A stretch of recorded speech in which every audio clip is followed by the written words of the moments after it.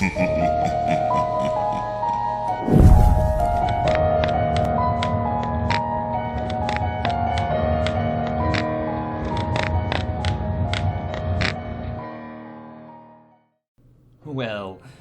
you heard the man. And that means you're all coming with me. Welcome, if you are new and if you are old, to my longest running thing on this entire channel, and it is my favorite. It invigorates me so. Welcome, dear listeners, to Fear Itself's Halloween Countdown 2025. And I won't waste any more of your time, because our first story is quite a little doozy. Short, sweet, and to the point. A story that is cautionary at its core. And for any of you outdoorsy types, maybe something you want to pick up the next time you go camping with friends. This is number 13. Count the people.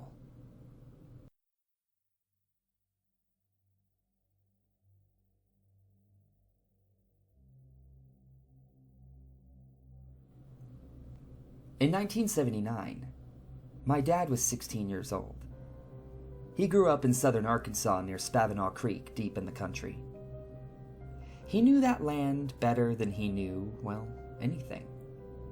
But my grandmother was still hesitant when he asked to go camping at the creek for the weekend with his friends from the other farms around the area. After much deliberation, my grandmother finally relented.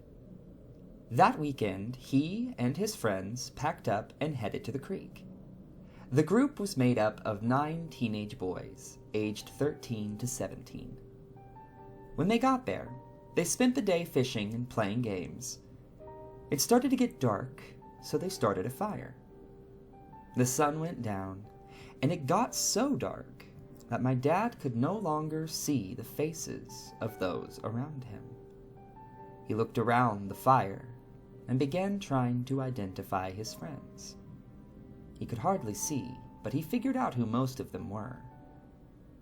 Although he was confused by the number of people he counted around the fire, he counted to himself.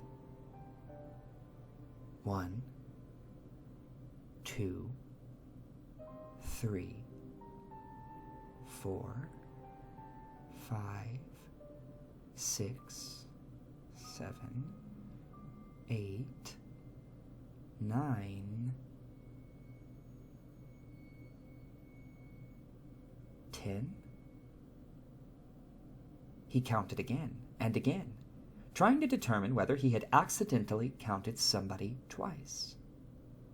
But after counting over and over, he began to panic.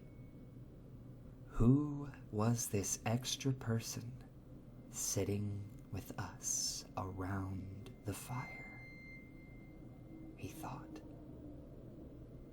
He didn't know how to tell his friends. He was afraid that whoever or whatever was with them around the fire would be set off by his telling the group, potentially hurt them. Finally, he said, "Count the people." They all muttered, "What? What are you talking about?" Confused by him disrupting the conversation to say this random sentence. "Count the people," he insisted again, worry on his voice. They sat there in silence for a few seconds, until they realized what he was saying. They all jumped up and sprinted away from the fire, and after about 15 minutes, they all made their way back. And there were only 9 of them, once again. None of them ever found out who or what was sitting around the fire with them. But to this day, anytime my family goes camping with any of my dad's childhood friends, I can see them all looking around the fire and counting the people.